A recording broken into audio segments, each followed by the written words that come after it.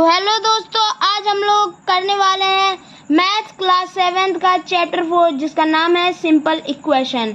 आज इसकी एक्सरसाइज 4.1 हम लोग करेंगे। चलिए स्टार्ट कर। तो पहला क्वेश्चन क्या बोल रहा है जरा पढ़ते हैं। Complete the last common of the table. तो इसको कंप्लीट कीजिए जो पूछ रहा है। तो इक्वेशन क्या पूछ रहा है चलिए देखते हैं। और ये वैल्यू है और ये यहाँ इस इक्वेशन सेटिस्फाइड कर रहा है कि नहीं कर रहा है, यस और नो में आंसर देना है। तो x + 3 = 0 पहली इक्वेशन वैल्यू दी है x = 3, इसका आंसर नो आएगा, नो।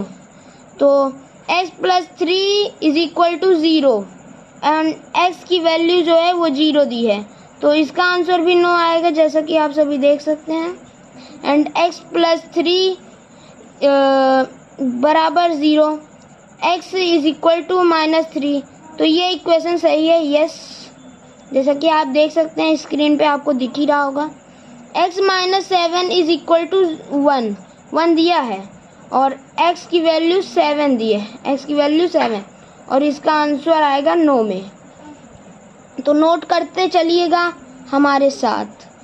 x - 7 = 1, x - 7 = 1, x = 8 और इसका आंसर आएगा यस में।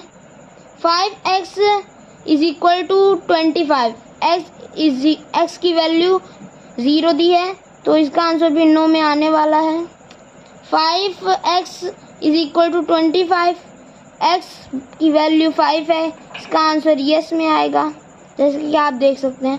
5x = 25, x की वैल्यू -5 एंड नो आएगा इसका आंसर। m / 3 = 2, तो m की वैल्यू जो दी है वो -6 दी है और नो में इसका आंसर आएगा। और आगे देखते हैं। m / 3 = 2, m की वैल्यू 0 है और इसका आंसर भी नो में आने वाला है। m / 3 = 2, m की वैल्यू 6 दिया है और यस में इसका आंसर आएगा जैसा कि आप सभी देख ही सकते हैं। तो दोस्तों अब हम लोग इसका सेकंड क्वेश्चन देखते हैं। पूछ रहा है check whether the value given in the brackets is a solution to the given equation और नॉट। पूछ रहा है ये जो आपने सॉल्व किया है क्या वो इक्वेशन है या नहीं है। इसका आंसर यस और नो में देना है, ज़्यादा कुछ खास बात इसमें नहीं है। बहुत सिंपल क्वेश्चन है और इस चैप्टर का नाम भी सिंपल इक्वेशन है। कैसे बात है। तो चलिए पहला ए पार्ट स्टार्ट करते हैं। n + 5 = 19 और n की वैल्यू दी है 1, तो n की वैल्यू 1 आनी चाहिए। तो चलिए सॉल्व करते हैं। गिवन हम लोग को क्या दिया है, n + 5 19 दिया है, तो ये जो 5 रहता है प्लस का 5 इधर रहता है, जब इधर जाता है तो माइनस का 5 हो जाता है। उसके बाद जब माइनस का 5 हो जाएगा तो n में से इसे घटा 19 में से इसे घटा देंगे तो n की वैल्यू निकल आए। और यहाँ पे n की वैल्यू 1 दी थी और यहाँ पे n की वैल्यू 14 आ रही है, तो इसका जो इक्वेशन आएगा वो नो में आंसर आएगा। तो चलिए आगे देखते हैं।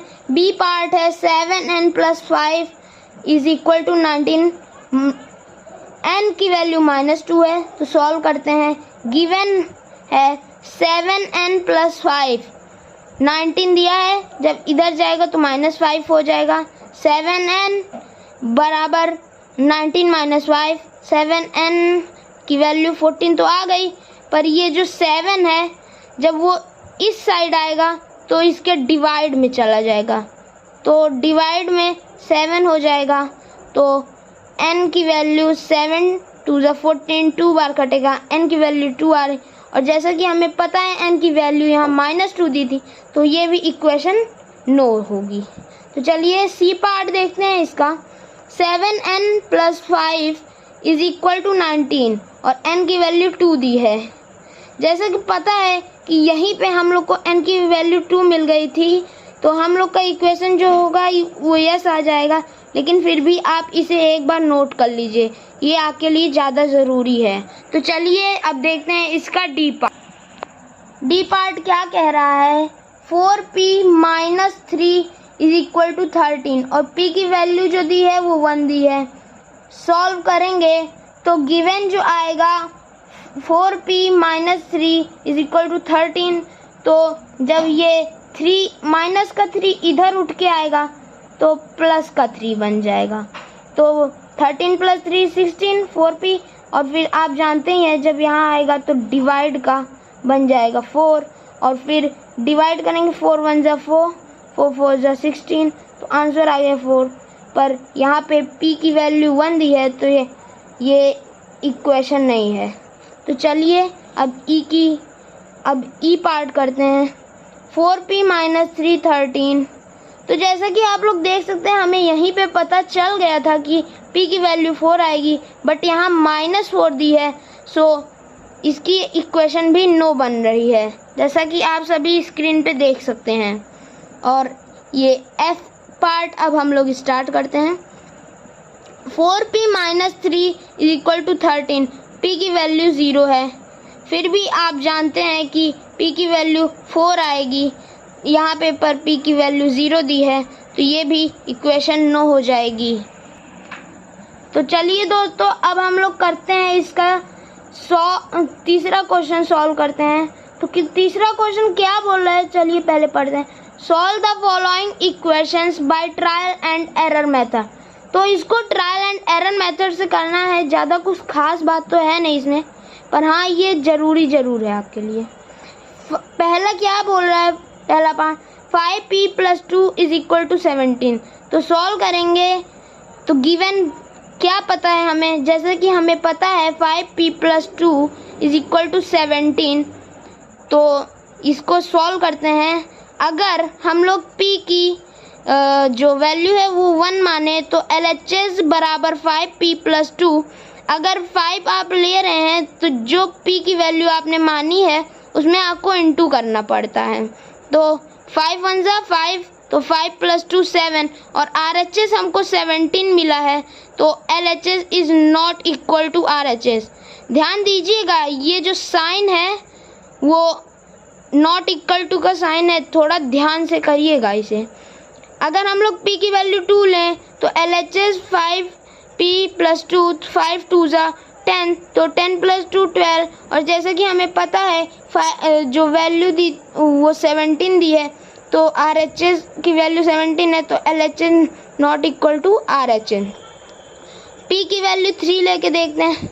LHS 5p plus 2, 15 plus 2 17, RHS की वैल्यू 17 आएगी, LHS is equal to RHS, क्योंकि हमें RHS की वैल्यू 17 दी है और जो LHS आ रहा है वो भी हमारा 17 ही आ रहा है, तो ये इक्वल हो जाएगा इसके। तो चलिए अब हम लोग इसका सेकंड पार्ट तो चलिए दोस्तों देखते हैं इसका सेकंड पार्ट क्या बोल रहा है। 3m minus 14 is equal to 4। तो सॉल्व करते हैं। गिवन हमें क्या पता है, तो हमें ये क्वेश्चन पता है, तो हम लोग इसका आंसर करते हैं। हम लोग सीधे एक बार m की वैल्यू 6 लेके देख रहे हैं, तो LHS जो है 3 इंटू 6, हमने आपको बताया था कि जब ये वैल्यू हम लोग लेते हैं 3, तो उसमें जो m की वैल्यू होती है, जो भी p या m जो भी हो, उसमें इंटू करते हैं। तो हमने इंटू किया 6 माइनस 14, 18 माइनस 14, सो इसका 4 आया। जैसे कि हमें पता है RHS हमें 4 दिया था, तो LHS की वैल्यू 4 आ गई, तो ये LHS is equal to RHS। तो अब चलिए हम लोग करते हैं फोर्थ क्वेश्चन। क्या कह रहा है, चलिए पहले पढ़ लेते हैं। Write equation for the following statement. इन सब की इक्वेशन की जो वो नंबर आती नहीं है वो लिखनी है। तो पहला जो हमें नंबर दिया है वो क्या दिया है, the sum of number x and 4 is 9। तो जो अगर हम लोग x प्लस 4 करेंगे तो हमें 9 मिलेगा। तो मैंने इसकी इक्वेशन लिखी है, या आप लोग अपने कॉपी में नोट कर सकते। अब सेकंड जो दिया है वो दिया है 2 सब्ट्रैक्टेड फ्रॉम y इज 8। अगर हम y जो y है उसको 2 सब्ट्रैक्टेड फ्रॉम y, सॉरी गलत हो गया, यहाँ पे जो होगा वो 2 होगा एंड यहाँ पे जो होगा वो y होगा, ठीक है। तो जो y में से अगर हम लोग 2 माइनस करेंगे 2 में से y, तो 8 हमें मिलेगा 8। तो चलिए अब third question, 10 times a is 70, लेकिन 10 into a is equal to 70। Times का मतलब ध्यान दीजिएगा, इसे नोट कर लीजिए। टाइम्स मतलब होता है मल्टीप्लाई साइन या मल्टीप्लाई, जो भी आप लिखें। अब fourth part, the number b divided by 5 gives 6। तो जो b है उसे 5 में से डिवाइड करेंगे तो 6 हमें मिलेगा। ये आपको दिख रहा होगा तो लिख लीजिएगा, इसे कॉपी में नोट कर लीजिएगा। 3/4 ऑफ t इज 15। ये बहुत इम्पॉर्टेंट क्वेश्चन है, इसको ज़रूर नोट कीजिएगा। फिफ्थ पार्ट, 3/4 ऑफ t, मतलब ऑफ का जो मतलब होता है वो इनटू का साइन होता है, मल्टीप्लाई का साइन, एंड टाइम्स मतलब भी मल्टीप्लाई का साइन होता है। तो 3/4 इंटू टी, तो 3 इंटू टी करेंगे तो 3t हो जाएगा। 3t बराबर 3t divided by 4 is equal to 15। तो चलिए अब हम लोग इसका फिफ्थ पार्ट भी करते हैं। ये था अब फोर्थ पार्ट, अब फिफ्थ क्वेश्चन की बारी आ गई। तो चलिए दोस्तों अब हम लोग स्टार्ट करते हैं इसका फिफ्थ क्वेश्चन। तो क्या बोल रहा है फिफ्थ क्वेश्चन, पहले उसे पढ़ के देखते हैं।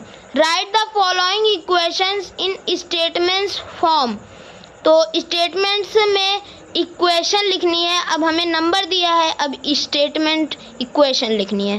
तो देखिए p + 4 इज इक्वल टू 15। तो a number p added to 4 gives 15। जो p है वो ऐड हो रहा है 4 में, तो हमें 15 मिल रहा है। गिव्स का मतलब इज इक्वल टू का साइन होता है। इसको छोटी छोटी चीज़ें हैं तो इसको नोट कर लीजिएगा। Second part, m-7 is equal to 3। तो a number m subtracted to 7 is 3। तो इसका मतलब भी 11 यही होता है। तो m-7 is equal to 3, a number m subtracted to 7 is 3। तो 2m इज इक्वल टू 7। तो 2 टाइम्स ऑफ m इज 7। तो चलिए अब फोर्थ पार्ट करते हैं। 3m divided by 5 is equal to 6। तो 3/5 ऑफ m गिव 6। अगर आपको ये वीडियो अच्छी लगी हो तो लाइक, सब्सक्राइब एंड कमेंट करके ज़रूर जाइएगा। धन्यवाद।